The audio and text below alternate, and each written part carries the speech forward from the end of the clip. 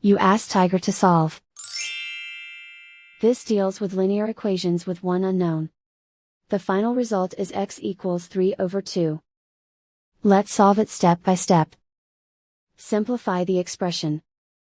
Multiply the fractions. Break up the fraction.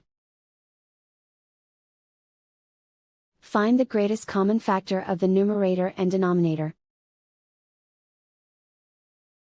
Factor out and cancel the greatest common factor. Swap sides.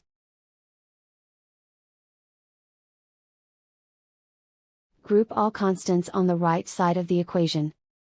Subtract 4 from both sides. Simplify the arithmetic.